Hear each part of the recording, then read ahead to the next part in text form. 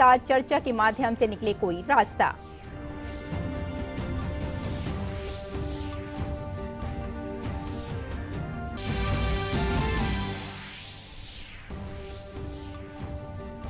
Startup India अंतर्राष्ट्रीय सम्मेलन प्रारंभ की केंद्रीय मंत्री पीयूष गोयल ने की शुरुआत। कहा, इस समिट से स्टार्टअप के इकोसिस्टम के विभिन्न पहलुओं को समझने में मिलेगी मदद। पीएम मोदी कल वीडियो कॉन्फ्रेंसिंग के माध्यम से करेंगे सम्मेलन को संबोधित। केंद्रीय कौशल विकास मंत्री डॉक्टर महेंद्र नाथ पांडे ने प्रधानमंत्री कौशल विकास योजना के तीसरे चरण का किया शुभारंभ। देश भर के 600 जिलों में नई प्रौद्योगिकी और कोविड से जुड़े कौशल पर होगा जोर। सेना दिवस के अवसर पर chief of defence staff Bipin Rawat सहित तीनों सेना प्रमुखों ने नेशनल वॉर मेमोरियल पर वीर जवानों को दी श्रद्धांजलि। परेड में थल सेना अध्यक्ष एमएम नरवणे ने कहा, गलवान के वीरों का बलिदान नहीं जाने दिया जाएगा व्यर्थ।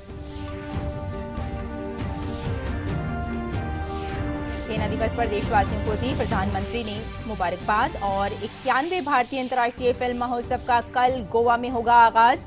उद्घाटन समारोह में इटली के छायाकार विटोरियो स्टाराओ की प्रतिष्ठित लाइफ टाइम अचीवमेंट पुरस्कार से किया जाएगा सम्मानित। इफ्फी में बांग्लादेश होगा फोकस देश।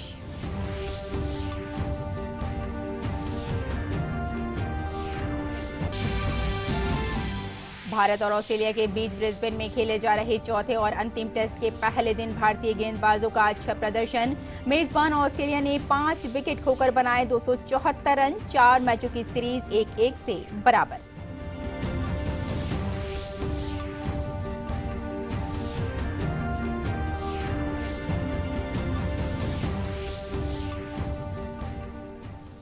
नमस्कार, हिंदी समाचारों में आपका स्वागत है। मैं हूं आपके साथ रेशमा फारूकी। आइए विस्तार से खबरों पर नजर डाल लेते हैं। देश भर में 16 जनवरी यानी कल से विश्व का सबसे बड़ा टीकाकरण अभियान शुरू होने जा रहा है। प्रधानमंत्री नरेंद्र मोदी वीडियो कॉन्फ्रेंसिंग के जरिए देश भर के टीकाकरण केंद्रों पर कोविड-19 के खिलाफ निर्णायक जंग की शुरुआत करेंगे। हर केंद्र पर कम से कम 100 लोगों का टीकाकरण किया जाएगा। पहले चरण में स्वास्थ्य कर्मियों और अग्रिम मोर्चे पर तैनात कार्यकर्ताओं का टीकाकरण होना है। 16 जनवरी से शुरू हो रहे कोविड-19 टीकाकरण अभियान को अंजाम तक पहुंचाने के लिए केंद्रीय स्वास्थ्य मंत्रालय, राज्य सरकारें, केंद्र शासित प्रदेशों के प्रशासक और तमाम एजेंसियां मिशन मोड पर काम कर रही हैं। प्रधानमंत्री वीडियो कॉन्फ्रेंसिंग के जरिए देश भर के टीकाकरण केंद्र पर कोविड-19 के खिलाफ निर्णायक जंग का शुभारंभ करेंगे। हर एक केंद्र पर उस दिन कम से कम 100 लोगों का टीकाकरण किया जाएगा। टीकाकरण संबंधी हर एक गतिविधि की निगरानी कोविन ऐप के जरिए सुनिश्चित की जाएगी। अभियान के तहत मार्च के आखिर तक प्रथम चरण के 3 करोड़ लाभार्थियों के 60% से ज्यादा का टीकाकरण हो जाने की संभावना है। गौरतलब है कि पहले चरण में स्वास्थ्य कर्मियों और अग्रिम मोर्चों पर तैनात कार्यकर्ताओं का टीकाकरण होना है। उसके बाद कोविन ऐप पब्लिक प्लेटफॉर्म पर आ जाएगा। 16 जनवरी को 3006 ऐसे सेंटर होंगे जहां टीकाकरण होगा। बिल्कुल सेफ है, बहुत इम्यूनोजेनिक है। इनको अपनाइए, इनसे अपने आप को बचाइए, परिवार को बचाइए, देश को बचाइए और हम कोरोना की लड़ाई इन वैक्सीन से जीतेंगे। स्वास्थ्य मंत्रालय ने बताया है कि बीमार लोगों को कोरोना का टीका नहीं दिया जाएगा। इसके साथ ही गर्भवती महिलाएं और 12 साल की उम्र से कम बच्चों को भी टीका नहीं लगाया जाएगा। दूसरी ओर अमिताभ बच्चन की आवाज में शुक्रवार से मोबाइल कॉलर ट्यून बदल जाएगी। शुक्रवार से वैक्सीनेशन पर आधारित कॉलर ट्यून सुनाई देगी, जो कि जसलीन भल्ला की आवाज में होगी। इस बीच विज्ञान बिरादरी से जुड़ी तमाम हस्तियों ने कोविड-19 के टीके से जुड़ी सभी भ्रांतियों को दूर किया। उन्होंने एक बयान जारी कर कहा कि हम अपने देशवासियों से अपील करते हैं कि वैज्ञानिकों, चिकित्सकों और वैज्ञानिक समुदाय के खिलाफ राजनीतिक और बदनाम करने के उद्देश्य से फैलाए जा रही भ्रांतियों को खारिज कर दें। उन्हें इस बात का एहसास करने की जरूरत है कि उनके निहित स्वार्थों के कारण जो उच्च मूल्यों वाली विश्वसनीय वैज्ञानिक प्रतिष्ठा हमने कमाई है, वो नष्ट हो रही है। हमारे प्रयासों से ही पूरी दुनिया में भारत टीके के निर्यात के मामले में अग्रणी होगा। शनिवार से शुरू हो रहे टीकाकरण अभियान को सुचारू रूप से लागू करने के लिए राज्य सरकारों ने कमर कस ली है। राज्य सरकारों की तमाम एजेंसियां इसके लिए अपने स्तर पर प्रयास कर रही हैं। टीकाकरण के लिए बनाए गए केंद्रों पर लोगों को अपना परिचय पत्र भी दिखाना होगा। कोरोना से निपटने के लिए पूरा समाज एकजुट था। सभी धर्मों के धर्मगुरु, सभी जनप्रतिनिधि, सभी समाज सेवी, प्रशासन वैसे ही ये संजीवन बूटी है एक तरह से वैक्सीन। स्वास्थ्य मंत्रालय की ओर से राज्यों को सलाह दी गई है कि प्रत्येक केंद्र पर हड़बड़ी में तय सीमा से ज्यादा संख्या में लोगों को न बुलाया जाए। लोग व्यवस्थित होकर तय समय और तारीख पर केंद्र तक पहुंचे, इसके लिए तैयारियों को अंतिम रूप दिया जा रहा है।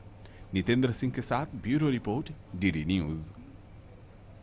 टीकाकरण अभियान से पहले स्वास्थ्य और परिवार कल्याण मंत्रालय ने राज्यों और केंद्र शासित प्रदेशों को दोनों टीकों कोविशील्ड और कोवैक्सीन के लिए आवश्यक दिशा निर्देश जारी किए हैं। केंद्रीय स्वास्थ्य मंत्रालय द्वारा भेजे गए पत्र में कहा गया है कि जिसे पहला टीका जिस वैक्सीन का लगा है उसे दूसरी डोज भी उसी वैक्सीन की दी जाएगी। टीका लगाने से पहले लोगों की मेडिकल हिस्ट्री पता करने की हिदायत दी गई है।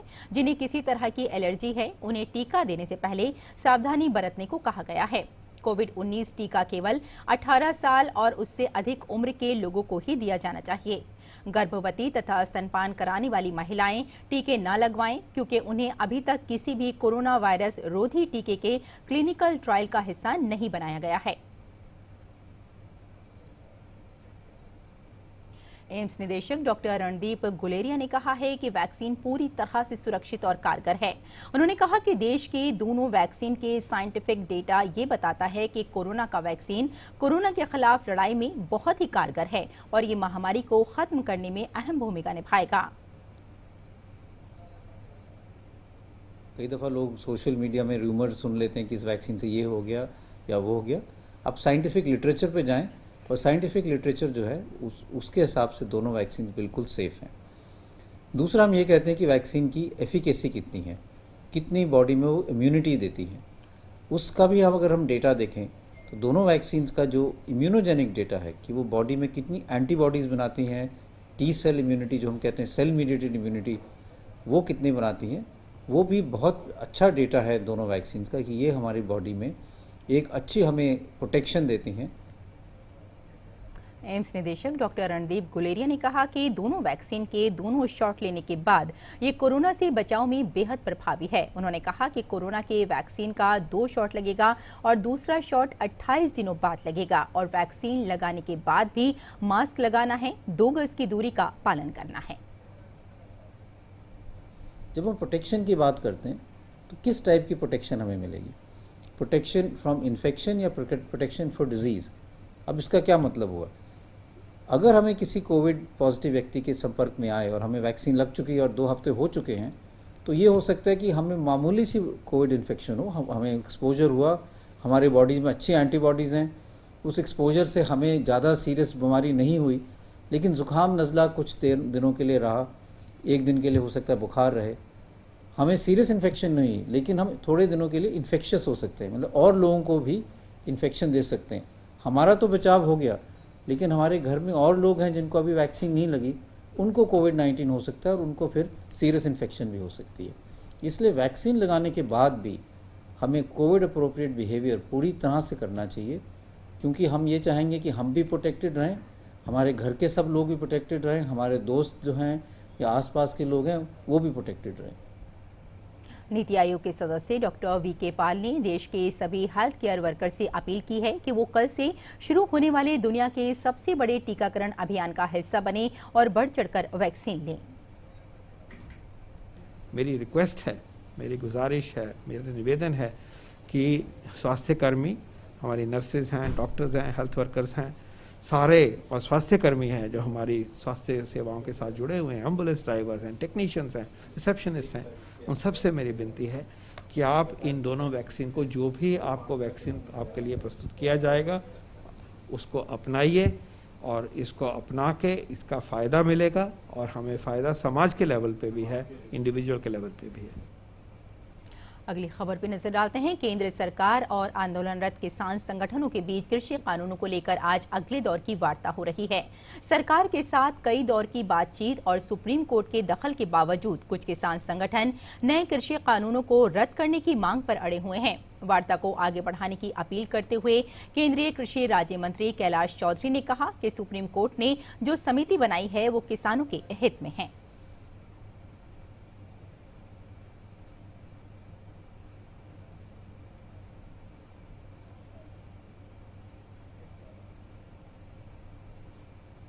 और सेना दिवस के मौके पर दिल्ली के करियप्पा ग्राउंड में सेना दिवस परेड का आयोजन किया गया। इस मौके पर सीडीएस जनरल बिपिन रावत, थल सेना अध्यक्ष जनरल एमएम नरवणे, वायु सेना अध्यक्ष air chief marshal RKS Bhadauria और नौसेना अध्यक्ष एडमिरल करमबीर सिंह ने शहीद जवानों को श्रद्धांजलि दी। थल सेना अध्यक्ष एमएम नरवणे ने सेना दिवस परेड का निरीक्षण किया। इस मौके पर जवानों को विभिन्न ऑपरेशन के दौरान उनकी बहादुरी के लिए मेडल दिए गए। 5 शहीद जवानों को वीरता के लिए सेना मेडल प्रदान किया गया।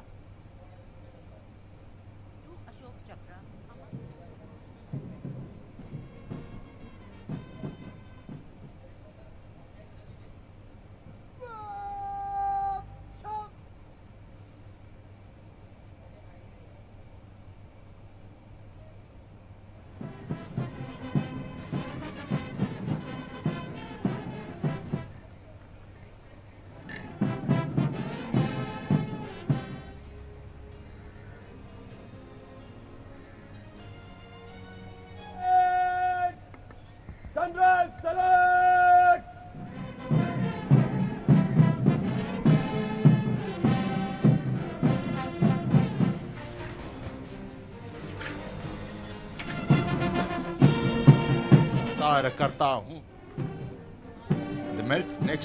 73वीं army day parade Cariappa parade ground पर बनाई गई, जहां पर जिसको chief of staff Delhi area ने कमांड किया और इस परेड को रिव्यू किया आर्मी चीफ जनरल नरवाने ने।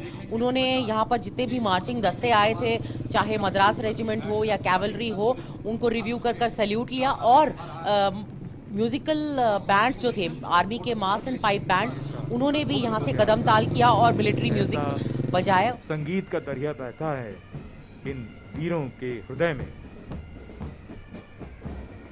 लेकर अपना खून सींचते देश। आर्मी चीफ ने अपने भाषण में जो उन्होंने जवानों को अपना भाषण दिया, उसमें ये कहा कि देश किसी भी हालत में गलवान के जो शहीद हैं उनकी शहादत को बेकार नहीं जाने देगा, उनकी शहादत बेकार नहीं जाएगी।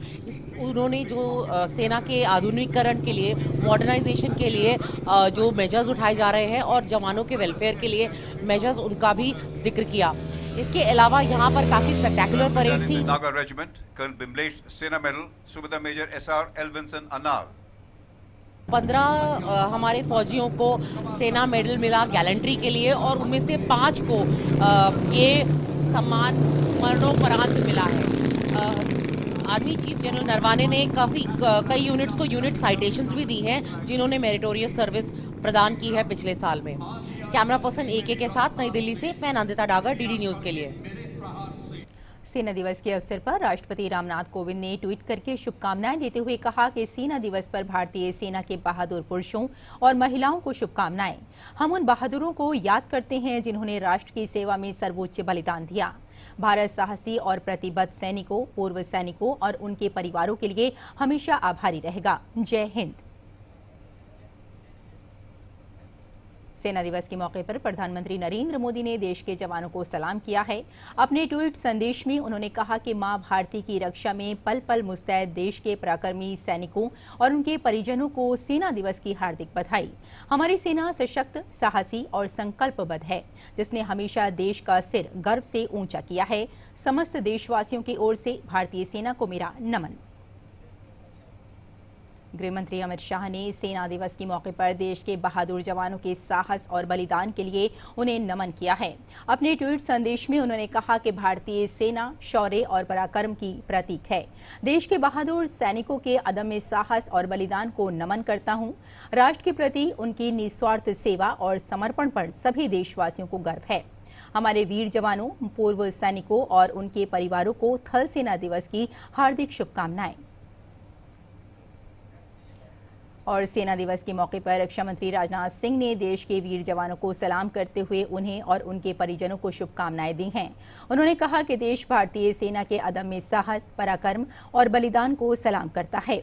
भारत को देश के लिए उनकी निस्वार्थ सेवा पर गर्व है। थल सेना प्रमुख जनरल MM नरवणे ने 73वें थल सेना दिवस के अवसर पर कहा कि गलवान के वीरों की शहादत बेकार नहीं जाएगी। उन्होंने देश के दुश्मनों को चेतावनी देते हुए कहा कि भारत की तरफ आंख उठाकर देखना उन्हें भारी पड़ेगा। सेना अध्यक्ष ने कहा कि चीन के साथ सीमा विवाद पर 8 दौर की बातचीत हो चुकी है और सेना का मनोबल बहुत ऊंचा है। उत्तरी सीमाओं पर चीन के साथ चल रहे तनाव से आप परिचित हैं। देश के सीमाओं पर एक तरफा बदलाव की साजिश को मुंह तोड़ जवाब दिया गया। मैं देश को विश्वास दिलाना चाहूँगा कि गलवान की वीरों की शहादत व्यर्थ नहीं जाएगी। भारतीय सेना देश के संप्रभुता और सुरक्षा पर कोई आंच नहीं आने देगी। कोई भी हमारे धैर्य की परीक्षा करने की गलती ना करें। पाकिस्तान आतंकवादियों को पनाह देने की अपनी आदत से लाचार है। नियंत्रण रेखा पर हमारे सक्रिय ऑपरेशंस और मजबूत काउंटर इन्फिल्ट्रेशन ग्रिड से न केवल को दुश्मन को भारी नुकसान हुआ बल्कि घुसपैठ की अनेक कोशिशों को नाकाम कर दिया गया। सेना अध्यक्ष जनरल नरवणे ने कहा कि सीमा पार से घुसपैठ के प्रयासों पर लगाम लगाने के सख्त प्रयासों के कारण ही आतंकवादियों के देश की सीमा में घुसने की कोशिशों पर रोक लग सकी है। उन्होंने कहा कि जम्मू कश्मीर में पिछले वर्ष 600 से अधिक आतंकवादियों ने आत्मसमर्पण किया और 200 से अधिक आतंकी ढेर किए गए। पिछले वर्ष सेना ने नियंत्रण रेखा और काउंटर टेररिस्ट ऑपरेशंस में 200 से भी अधिक आतंकवादियों को मार गिराया। इन प्रयासों से JNK में न केवल हिंसा की घटनाओं में काफ़ी गिरावट आई है बल्कि अवाम को भी आतंकवाद से राहत मिली है। देश के उत्तर पूर्वी क्षेत्र में भी सुरक्षा स्थिति में सराहनीय सुधार हुआ है। प्रोएक्टिव ऑपरेशंस की वजह से पिछले साल तकरीबन 600 आतंकवादियों ने सरेंडर किया और साथ ही काफ़ी मात्रा में हथियार भी बरामद किए गए। अंतरिक्ष सुरक्षा के लिए सेना की तैनाती में की गई कटौती सुधारते हालातों का सबूत है। सेना और असम राइफल्स राज्य सरकारों के साथ संयुक्त रूप से देश की एक्ट ईस्ट पॉलिसी को आकार दे रही हैं। रक्षा मंत्री राजनाथ सिंह ने बेंगलुरु के BEML कार्यशाला का दौरा कर मेक इन इंडिया के तहत देश में निर्मित होने वाले रक्षा उत्पादों का जायजा लिया। BEML के अधिकारियों ने राजनाथ सिंह को महत्वपूर्ण रक्षा उत्पादन के बारे में जानकारी दी। रक्षा मंत्री राजनाथ सिंह ने कहा कि BEML में निर्मित होने वाले उत्पादों में 60 से 70% तक स्वदेशी तकनीक का उपयोग किया गया है, जो भारत को रक्षा के क्षेत्र में आत्मनिर्भर बनाने की दिशा में अहम साबित होगा।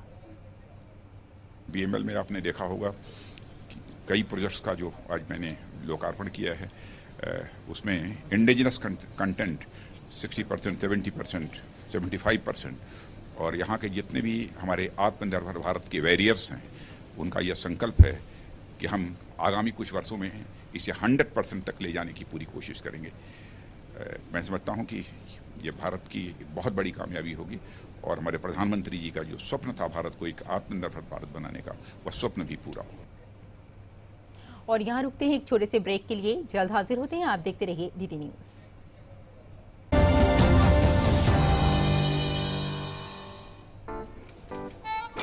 Nine to 5 जॉब, अरे 5 to 9 जॉब, भाग दौड़ all the time job, the roaming वाला जॉब, द डेडलाइन वाला जॉब और are you living in the market वाला जॉब। जिंदगी में मौके ही मौके हैं। अपनी मर्जी से जॉब चुनिए और अपनी इच्छा अनुसार कमाइए। बन जाइए LIC एजेंट। ये है जॉब से बढ़कर, ये है करियर इंश्योरेंस। अपना बॉस खुद बनिए, बन जाइए LIC एजेंट। अब लाइफ सेट है। ब्रेक के बाद एक बार फिर आपका स्वागत है। स्टार्टअप इंडिया अंतर्राष्ट्रीय सम्मेलन प्रारंभ की आज से शुरुआत हो गई है। केंद्रीय मंत्री पीयूष गोयल ने सम्मेलन का उद्घाटन किया। प्रधानमंत्री नरेंद्र मोदी कल वीडियो कॉन्फ्रेंसिंग के माध्यम से स्टार्टअप से बातचीत करेंगे और प्रारंभ स्टार्टअप इंडिया अंतर्राष्ट्रीय सम्मेलन को संबोधित करेंगे। सम्मेलन का आयोजन वाणिज्य एवं उद्योग मंत्रालय के उद्योग तथा आंतरिक व्यापार विभाग द्वारा किया जा रहा है। ये 2 दिवसीय सम्मेलन प्रधानमंत्री द्वारा अगस्त 2018 में काठमांडू में आयोजित चौथे बिम्स्टेक शिखर सम्मेलन में की गई थी और अगला कदम है ये। काठमांडू शिखर सम्मेलन में भारत ने बिम्स्टेक स्टार्टअप सम्मेलन आयोजित करने का संकल्प व्यक्त किया था। ये सम्मेलन 16 जनवरी 2016 को प्रधानमंत्री द्वारा लॉन्च की गई स्टार्टअप इंडिया पहल की 5वीं वर्षगांठ के अवसर पर आयोजित हो रहा है। इस दौरान 24 सत्र आयोजित किए जाएंगे, जिनका फोकस वैश्विक स्तर पर सामूहिक रूप से स्टार्टअप इकोसिस्टम को विकसित करने पर होगा।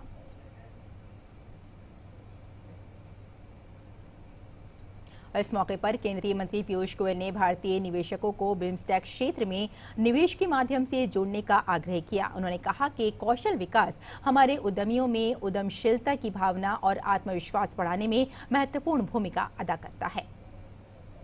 I would like to encourage Indian capital and Indian investors to look at the BIMSTEC region, to look at our neighbors and work towards greater engagement both through investments, mentoring and support.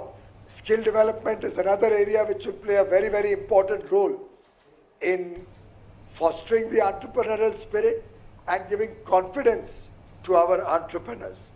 Collectively, when all of us nations work in this spirit, participating with each other's efforts, the startup ecosystem has a very, very glorious future ahead of us. प्रधानमंत्री कौशल विकास योजना के 2 चरण सफलतापूर्वक पूरे होने के बाद आज इसके तीसरे चरण की शुरुआत की गई। पिछले दिनों चरणों से अलग ये योजना आपूर्ति के बजाय मांग आधारित कौशल विकास पर जोर देगी।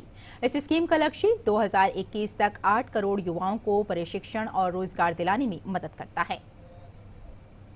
नारा आप लोगों ने दिया, गूंज उठा कौशल का नारा, आत्मनिर्भर बनेगा देश हमारा। ये बड़ा ही मूल्यवान नारा हमारी सारी टीम ने दिया है। आज इसी नारे को चरितार्थ करने के लिए हम सब PMKY 3 का मिशन बना करके, मिशन वाक्य, ध्येय वाक्य से मान करके वर्ल्ड की स्किल कैपिटल बनाने का जो सपना नरेंद्र मोदी जी का है, विश्वप्रिय नेता का, और जो हमारे देश में अपार संभावनाएं हैं, उसका सदुपयोग करते हुए हम सब आगे बढ़ सकें। और नेपाल के विदेश मंत्री प्रदीप कुमार गयावली भारत के दौरे पर हैं। उन्होंने विदेश मंत्री S जयशंकर से मुलाकात की। हाल ही में सीमा को लेकर उपजे विवाद के बाद आमने सामने ये पहली मुलाकात है। गुरुवार को दिल्ली पहुंचे गयावली ने शुक्रवार को विदेश मंत्री जयशंकर के साथ भारत नेपाल संयुक्त आयोग बैठक की सह अध्यक्षता की। ग्यावली का ये दौरा नेपाल में पैदा हुए ताजा राजनीतिक संकट के बीच हो रहा है, जहां नेपाल के PM KP शर्मा ओली ने संसद को भंग कर दिया है और अब एक कार्यवाहक सरकार का नेतृत्व कर रहे हैं। कर्नाटक के धारवाड़ में इटीगट्टी के पास टेम्पो और ट्रक की टक्कर में 11 लोगों की मौत हो गई। मृतकों में 10 महिलाएं और एक ड्राइवर भी शामिल है।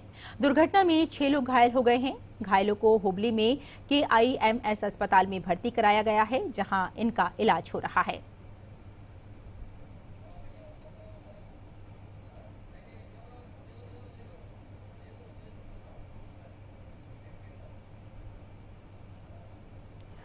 तो एक बार बता दें आपको फिर से कि कर्नाटक में सड़क हादसा हो गया है। 11 लोगों की मौत और 6 घायल हो चुके हैं। टेम्पो और ट्रक की टक्कर से ये हादसा हुआ है। घायलों को हुबली में KIMS अस्पताल में भर्ती कराया गया है।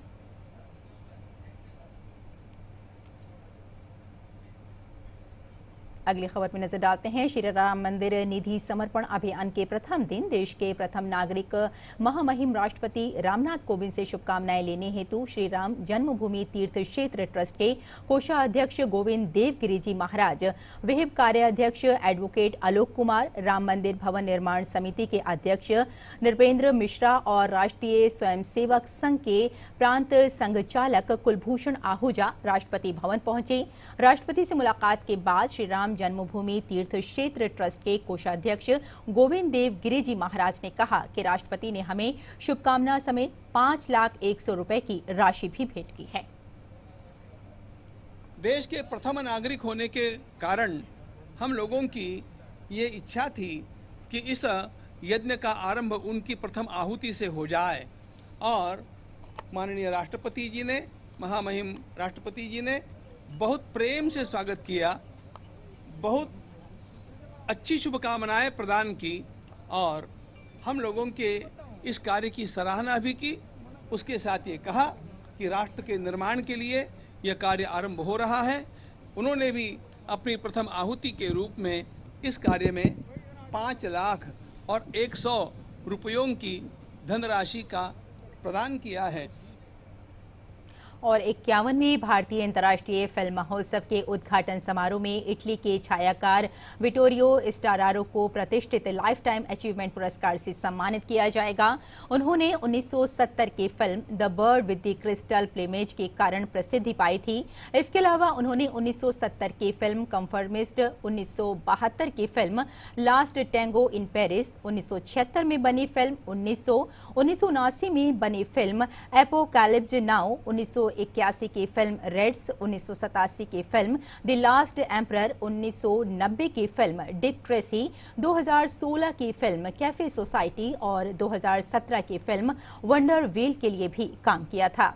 विटोरियो स्टारारो ने 3 बार सर्वश्रेष्ठ छायांकन के लिए सिनेमा जगत के प्रतिष्ठित ऑस्कर पुरस्कार को जीता है। ये ऑस्कर पुरस्कार उन्हें एपोकैलिप्स नाउ, रेड्स और द लास्ट एम्परर के लिए दिया गया था। वे 3 बार ऑस्कर पुरस्कार जीतने वाले जीवित 3 व्यक्तियों में एक हैं। कोविड-19 की चुनौतियों के बीच कल से भारत के अंतर्राष्ट्रीय फिल्म समारोह का आयोजन गोवा में किया जाएगा। 24 जनवरी तक चलने वाले इस महोत्सव में दुनिया भर की 50 चुनिंदा फिल्मों को भी प्रदर्शित किया जाएगा। महान फिल्मकार सत्यजीत रे की 100वीं जन्म वर्षगांठ के अवसर पर उनकी महान कृतियों को प्रदर्शित कर श्रद्धांजलि भी दी जाएगी। इस बार महोत्सव में फोकस देश बांग्लादेश है। 51वें संस्करण में अब कुछ ही वक्त बाकी रह गया है। गोवा इसके लिए पूरी तरह से तैयार है। सभी तैयारियां अपने आखिरी चरण में हैं। ऐसे में इस बार फेस्टिवल में क्या कुछ होगा खास, इसके बारे में हमने बात की फेस्टिवल के निदेशक चैतन्य प्रसाद से। शुरू से हमारे मंत्री जी ने कहा था कि हम लोग इफ़ी करेंगे और उन्होंने एक रूपरेखा दी थी हमारे लिए कि किस तरह से ऑर्गेनाइज करना है। हमारे सचिव ने हमको एक रोड मैप दिया कि हम लोग किस तरह से इसको कंबाइन करें, चाहे वो फिजिकल हो चाहे वर्चुअल हो। और इफ़ी एक पूरे विश्व को एक मिसाल देगा कि कैसे एक फेस्टिवल को गिवन सर्कमस्टांसेस में ऑर्गेनाइज कर सकते हैं, क्योंकि कुछ एलिमेंट्स हमारे वर्चुअल हैं, कुछ एलिमेंट्स हमारे फिजिकल है और ओपनिंग सेरेमनी 16 तारीख को है। कोशिश है कि हम लोग किस तरह कंटेंट को टेक्नोलॉजी के माध्यम से हम लोग आगे लेके जाएं और इसी तरह से हमारा वर्चुअल प्लेटफॉर्म रहेगा। और उसमें सबसे बड़ी चीज़ ये है कि हम लोगों ने जो कोलैबोरेशन किया है उसके लिए स्टूडेंट्स को प्रोत्साहन देने के लिए। पिछले साल सिने जगत ने अपने कई बड़े सितारों को खो दिया।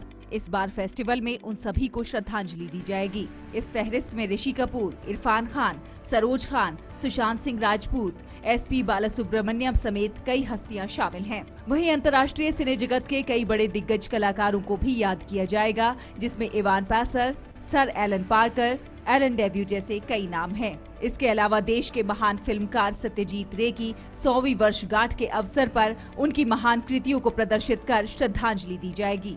वहीं 9 दिनों तक चलने वाले इस महोत्सव में दुनिया भर की 50 चुनिंदा फिल्मों को भी प्रदर्शित किया जाएगा।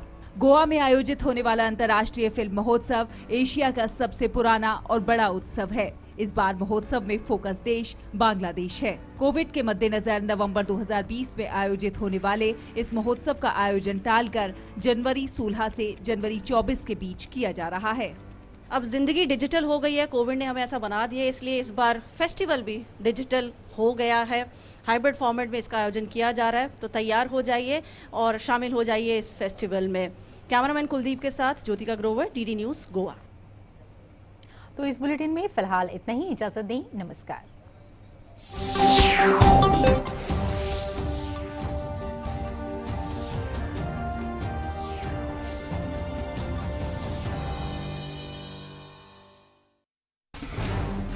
खत्म हुआ इंतजार। कोविड-19 के विरुद्ध जंग हुई और सशक्त। 16 जनवरी से टीकाकरण की ऐतिहासिक शुरुआत। 16 जनवरी से हम दुनिया का सबसे बड़ा टीकाकरण अभियान शुरू कर रहे हैं। ये हम सभी के लिए गौरव की बात है। देशव्यापी अभियान की लाइव रिपोर्टिंग। जुड़ेंगे। संपूर्ण कवरेज और विशेष प्रोग्रामिंग, दुनिया के सबसे बड़े टीकाकरण अभियान की शुरुआत, ऑपरेशन कोविड वैक्सीनेशन 16 जनवरी, लगातार कवरेज सिर्फ डीडी न्यूज पर।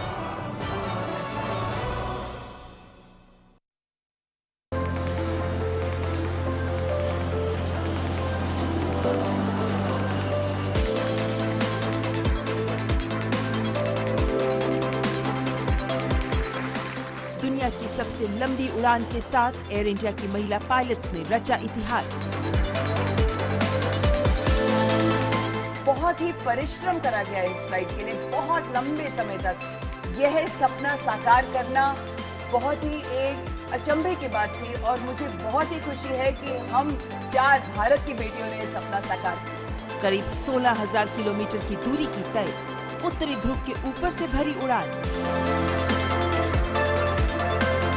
सैन फ्रांसिस्को से बेंगलुरु तक उत्तरी ध्रुव पर सभी तरह से एक बहुत ही अद्भुत और रोमांचक यात्रा रही है।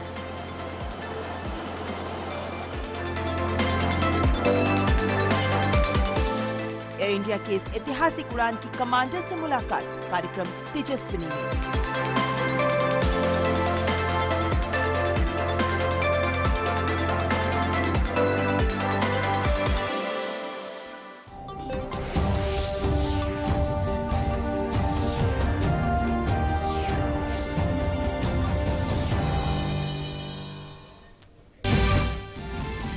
Prime Minister Narendra Modi to launch the world's largest vaccination drive tomorrow. Over 3,000 centers to be connected in pan-India COVID-19 vaccination drive. About 100 beneficiaries to be vaccinated at each center on the first day tomorrow. 9th round of talks between the government and farm unions underway. A media house survey reveals people want farmers to end the agitation and settle the matter.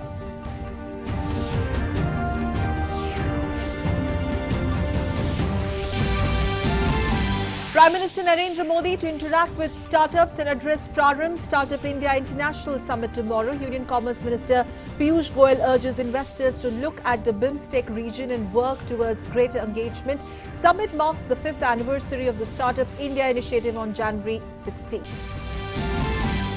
Union Skill Development Minister Dr. Mahendra Nath Pandey launches 3rd phase of Pradhan Mantri Kaushal Vikas Yojana in 600 districts across the country. 3rd phase to discuss on new age and COVID-related skills. Nation celebrates Army Day today. CDS and 3 service chiefs pay homage at the National War Memorial. Chief of the Army Staff awards 15 Sena medals for individual acts of gallantry and 23 COAS unit citations for commendable performance of their respective units.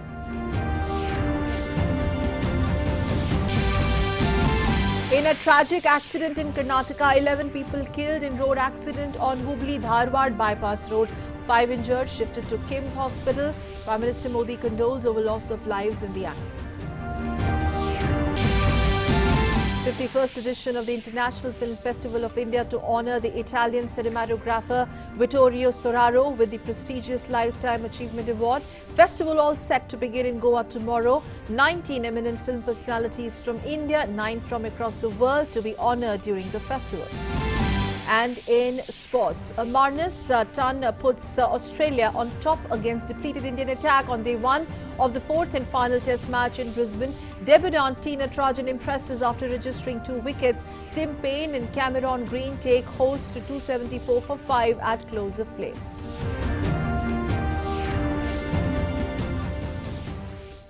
Namaskar and welcome. You're watching DD News. I'm Sakal Bhatt. The top story we are leading with at this hour.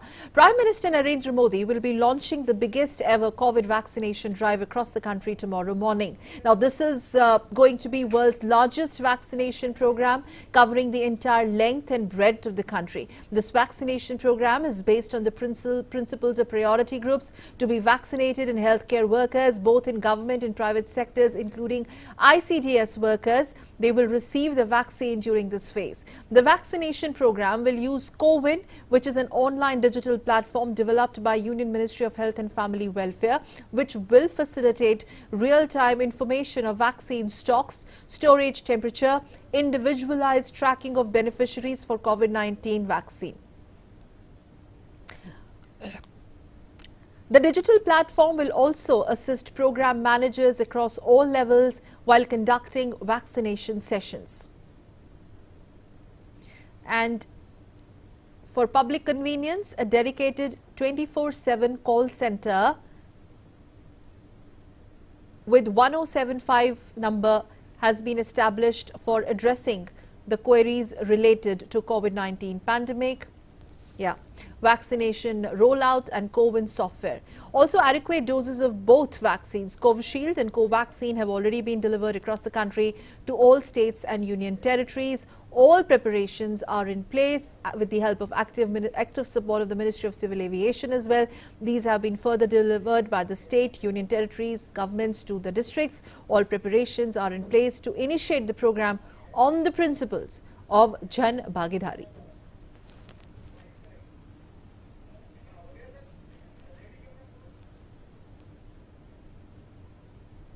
And as India gets ready for the mega vaccination drive, the Ministry of Health and Family Welfare shared a fact sheet about the vaccines, listing out guidelines. In the letter, the ministry has informed that interchangeability of the COVID vaccine is not permitted. Second dose should also be of the same vaccine which was administered as the first dose. Further, if required, co-administration of the COVID vaccine and other vaccines should also be separated by an interval of at least 14 days. A person's medical history must be ascertained before administering the COVID vaccine. It also further adds that vaccines would only be administered to beneficiaries which are about 18 years of age, and pregnant as well as lactating mothers must not be administered COVID vaccine because they were not part of any related trial so far.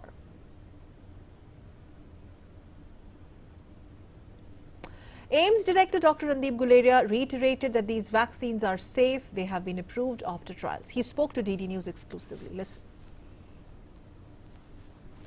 Social media में बहुत अफवाहें फैल रही हैं, चाहे कुछ कहता है कि वैक्सीन का ओरिजिन में पोर्क यूज़ हुआ है, कोई ये कहता है कि वैक्सीन से लोगों को इम्पोर्टेंसी हो जाती है, या कोई और कहते हैं कि इससे न्यूरो डैमेज हो जाता है। अब अगर हम वैक्सीन की बात करें तो 1 लाख से ज़्यादा लोगों को वैक्सीन लग चुका है, चाहे वो ट्रायल में लगा हो या जब रोल आउट में लगा हो, और जो वैक्सीन यहाँ पे यूज़ हो रही हैं वो और देशों में भी यूज़ हो रही हैं। तो कहीं भी ऐसा कोई सिग्नल भी नहीं आया है कि किसी को सीरियस या सिग्निफिकेंट साइड इफ़ेक्ट्स हुए हैं। इसलिए हमें पूरा विश्वास होना चाहिए कि ये जो वैक्सीन है जो हमारे साइंटिस्ट ने बनाई है, जिस पे रिसर्च हुआ है, जिस पे सेफ्टी ट्रायल्स हुई हैं, और वो जो बाहर भी यूज़ हो रही हैं, वो सारी सेफ़ है और उसमें कोई ऐसे घबराने की बात नहीं है। Let us now take a look at the update on COVID-19 from across the country. The numbers as we speak: 17,817 recoveries were recorded yesterday, taking the cumulative total of recovered patients to 1,162,738. So basically 1 crore mark has been crossed, and with this the recovery rate currently stands at 96.53%. The recovery rate continues to go up. India's three-pronged strategy of testing, tracing and treating is helping, and the fatality rate as a result has dropped to 1.44%, with the 1,51,529 deaths recorded so far. Number of active COVID-19 cases as we speak are now 2 lakh plus, that is 2,13,027, which actually amounts to 2.02% of the total cases that have been reported so far.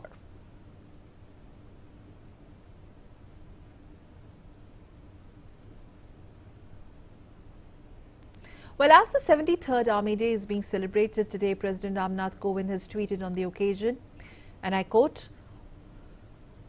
"On Army Day, greetings to the valiant men and women of the Indian Army. We remember the brave hearts who made the supreme sacrifice in service to the nation. India will remain forever grateful to courageous and committed soldiers, veterans and their families. Jai Hind." Unquote. Also, Vice President took to Twitter to send his warm wishes on Army Day. In a tweet, he said, and I quote, "It is the responsibility of the nation to provide necessary equipment to our armed forces. Respect them and their families. Jai Hind. It has been a challenging year. Even during the pandemic, the Army remained a vigilant watchdog of inaccessible borders.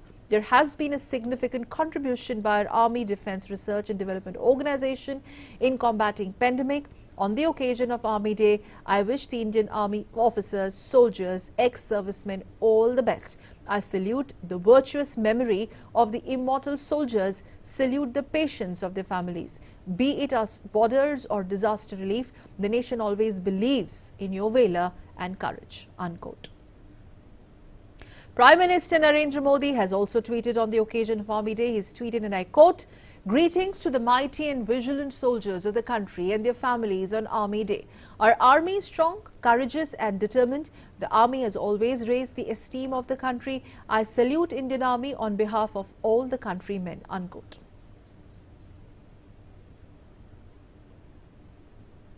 Defence Minister Rajnath Singh tweets, and I quote, he also sent his greetings on the Army Day. "Greetings to Indian Army personnel and their families on the occasion of Army Day. The nation salutes Indian Army's indomitable courage, valor and sacrifices. India is proud of their selfless service to the nation." Unquote.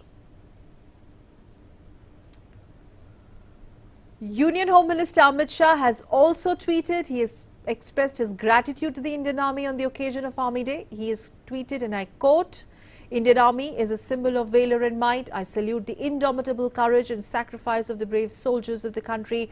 All countrymen are proud of the Army's selfless service and dedication towards the nation. Heartfelt Army Day greetings to our brave soldiers, ex-servicemen and their families." Unquote. Union Minister Prakash Javadekar also tweets, and I quote, "Best wishes to all the brave soldiers of the Indian Army and their families on Army Day." Unquote.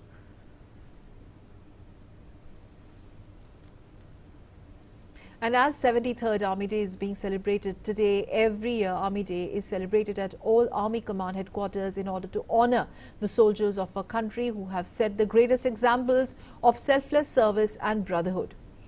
Chief of Defence Staff General Bipin Rawat, Army Chief General M.M. Narwane, IAF Chief Air Chief Marshal R.K.S. Bhaduria and Navy Chief Admiral Karambir Singh paid tributes at National War Memorial in the national capital.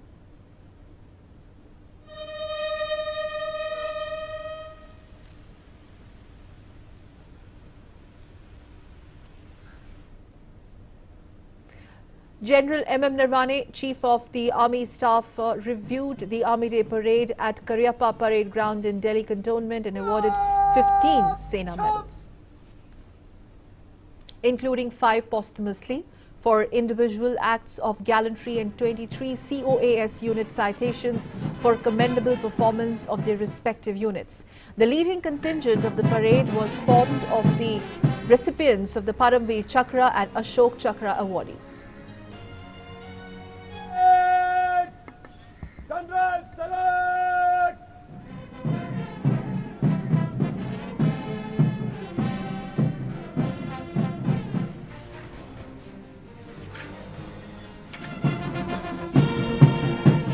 करता हूं प्रतिज्ञा पार्थ मैं पूरा करूंगा. My colleague Nandita Dagar, DD News correspondent, has filed this report from Karyappa Parade Ground. Please have a look. Next is the marching contingent. The 73rd Army Day Parade was held at the Karyappa Parade Ground here, and the Chief of the Army Staff along with the 3 service chiefs was present here.